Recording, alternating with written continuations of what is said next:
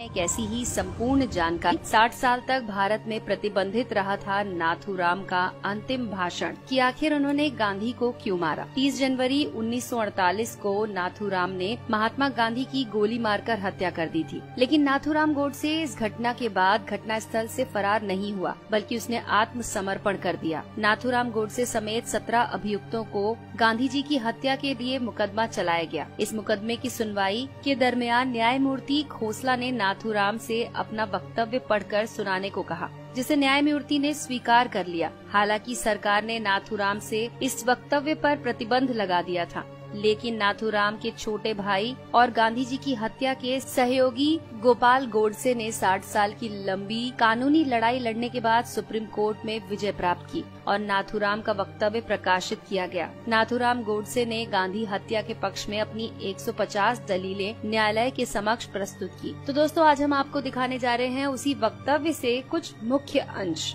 नाथूराम का विचार था कि गांधी जी की अहिंसा हिंदुओं को कायर बना देगी। कानपुर में गणेश शंकर विद्यार्थी को मुसलमानों ने निर्दयता से मार दिया था। महात्मा गांधी भी हिंदुओं से गणेश शंकर विद्यार्थी की तरह अहिंसा के मार्ग पर चलना और बलिदान करने की बातें करते थे। नाथूराम गोडसे को भय था कि गांधी जी की अहिंसा वाली नीति हिंदुओं को कमजोर बना देगी और वो अपना अधिकार प्राप्त नहीं कर पाएंगे। 1919 को अमृतसर के जलियांवाला बाग में गोलीकांड के बाद से पूरे देश में ब्रिटिश हुकूमत के खिलाफ आक्रोश उफान हो गया था। भारतीय जनता इस नरसंहार के खलनायक जनरल डायर पर अभियोग चलाने की मंशा को लेकर गांधी जी के पास गई, लेकिन गांधी जी ने भारतवासियों की इस आग्रह को समर्थन न देने का साफ साफ कह दिया। महात्मा गांधी ने खिलाफत आंदोलन का समर्थन करके भारतीय राजनीति में सांप्रदायिकता का जहर घोल दिया। महात्मा गांधी खुद को मुसलमानों का हितैषी की तरह पेश करते थे। वो केरल के मोपला मुसलमानों द्वारा वहाँ के 1500 हिंदुओं को मारने और 2000 से अधिक हिंदुओं को मुसलमान बनाए जाने की घटना का विरोध तक नहीं कर सके। कांग्रेस के त्रिपुरा अधिवेशन में नेताजी सुभाष चंद्र बोस को बहुमत से कांग्रेस अध्यक्ष चुन लिया गया, किंतु गांधी जी ने अपने प्रिय सीतारमैया का समर्थन दे दिया। गांधी जी ने सुभाष चंद्र बोस से जोर जबरदस्ती करके इस्तीफा देने के लिए उन्हें मजबूर कर दिया। 23 मार्च 1931 को भगत सिंह, सुखदेव और राजगुरु को फांसी दे दी गई। गांधी जी कश्मीर के हिंदू राजा हरि सिंह से कहा कि कश्मीर मुस्लिम बहुल क्षेत्र है, अतः वहाँ का शासक कोई मुसलमान होना चाहिए। अतएव राजा हरि सिंह को शासन छोड़कर काशी जाकर प्रायश्चित करना चाहिए, जबकि हैदराबाद के निजाम के शासन का गांधी जी ने समर्थन किया था, जबकि हैदराबाद हिंदू बहुल क्षेत्र था। गांधी जी की नीतियां धर्म के साथ बदलती रहती थीं। उनकी मृत्यु के बाद सरदार पटेल ने सशक्त बलों के सहयोग से हैदराबाद को भारत में मिलाने का कार्य किया। गांधी जी के रहते ऐसा करना संभव नहीं होता। पाकिस्तान में हो रहे भीषण रक्तपात से किसी तरह से अपनी जान बचाकर भारत आने वाले विस्थापित हिंदुओं ने दिल्ली की खाली मस्जिद में जब आश्रय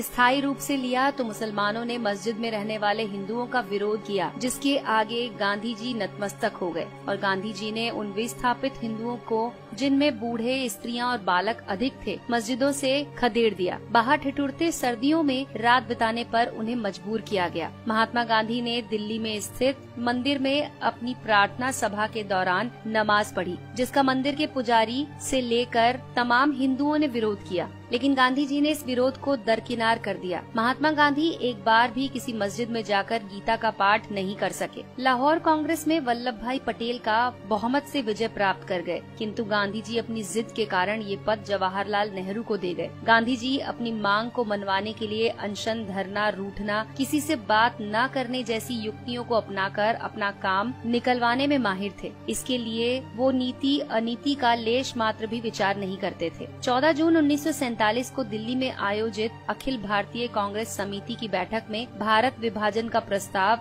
अस्वीकृत होने वाला था, लेकिन गांधी जी ने वहां पहुंचकर प्रस्ताव का समर्थन रखा। ये भी तब जबकि गांधी जी ने स्वयं ही ये कहा था कि देश का विभाजन उनकी लाश पर होगा। न सिर्फ देश का विभाजन हुआ, बल्कि लाखों निर्दोष लोगों का कत्लेआम भी हुआ। गांधी जी ने कुछ नहीं किया। धर्मनिरपेक्षता के नाम पर मुसलमान तुष्टीकरण की नीतियों के जन्मदाता महात्मा गांधी ही थे। जब मुसलमानों ने हिंदी को राष्ट्रभाषा बनाए जाने का विरोध किया तो महात्मा गांधी ने इसे स्वीकार कर लिया। हिंदी की जगह हिंदुस्तानी को बढ़ावा देने लगे। बादशाह राम और बेगम सीता से शब्दों का चलन शुरू हुआ। कुछ एक मुसलमान द्वारा वंदे मातरम गाने का विरोध करने पर महात्मा गांधी झुक गए और इस प्रस्ताव को भारत का राष्ट्रगान नहीं बनने दिया। गांधी जी ने अनेक अवसरों पर शिवाजी, महाराणा प्रताप, गुरु गोविंद सिंह जी को पथभ्रष्ट देशभक्त कहा। वहीं दूसरी ओर गांधी जी ने मोहम्मद अली जिन्ना को कायदे आजम कहकर पुकारा। कांग्रेस ने 1931 में स्वतंत्र भारत के राष्ट्र ध्वज बनाए जाने के लिए एक समिति का गठन किया था। इस समिति ने सर्वसम्मति से चरखा और भगवा वस्त्र को भारत का राष्ट्र ध्वज के डिजाइन को मान्यता दी, किंतु गांधी जी की जिद के कारण उसमें तिरंगा बनाया गया। जब सरदार वल्लभ भाई पटेल के नेतृत्व में सोमनाथ मंदिर का सरकारी व्यय पर पुनर्निर्माण करने का प्रस्ताव पारित किया गया, तब गांधी जी, जो कि मंत्रिमंडल के सदस्य भी नहीं थे, सोमनाथ मंदिर पर सरकारी व्यय के प्रस्ताव को निरस्त कर दिया और 13 जनवरी 1948 को आमरण अनशन के माध्यम से सरकार पर दिल्ली की मस्जिदों का सरकारी खर्च से पुनर्निर्माण करने का दबाव डालने लगे। भारत को स्वतंत्रता के बाद पाकिस्तान को एक समझौते के तहत 75 करोड़ रुपए देने थे। भारत ने 20 करोड़ रुपए दे भी दिए थे, लेकिन इसी बीच 22 अक्टूबर 1947 को पाकिस्तान ने कश्मीर पर आक्रमण कर दिया। केंद्रीय मंत्रिमंडल ने आक्रमण से क्षुब्ध होकर 55 करोड़ की राशि न देने का निर्णय ले लिया था, जिसका महात्मा गांधी ने विरोध किया और आमरण अनशन शुरू कर दिया, जिसके परिणाम स्वरूप 55 करोड़ की राशि भारत ने पाकिस्तान को दी। महात्मा गांधी भारत के नहीं अपितु पाकिस्तान के राष्ट्रपिता थे, जो हर एक कदम पर पाकिस्तान के पक्ष में खड़े रहे, फिर चाहे पाकिस्तान की मांग जायज हो या नाजायज। गांधी जी ने कदाचित इसकी परवाह नहीं की। तो दोस्तों, इन घटनाओं को देश विरोधी मानते हुए नाथूराम गोडसे ने महात्मा गांधी की हत्या को न्यायोचित ठहराने का प्रयास किया। नाथूराम ने न्यायालय में स्वीकार किया कि महात्मा गांधी बहुत बड़े देशभक्त थे। उन्होंने निस्वार्थ भाव से देश सेवा की। मैं उनका बहुत आदर करता हूँ, लेकिन किसी भी देशभक्त को देश के टुकड़े करने के एक संप्रदाय के साथ पक्षपात करने की अनुमति नहीं दे सकता हूँ। गांधी जी की हत्या के सिवाय मेरे पास कोई दूसरा उपाय नहीं था। तो दोस्तों, अगर आपको ये जानकारी पसंद आई हो तो इस वीडियो को लाइक कीजिए और अपने दोस्तों के साथ शेयर कीजिए। दोस्तों, आपको हमारी ये वीडियो कैसी लगी हमें कमेंट सेक्शन में जरूर लिखकर बताएं।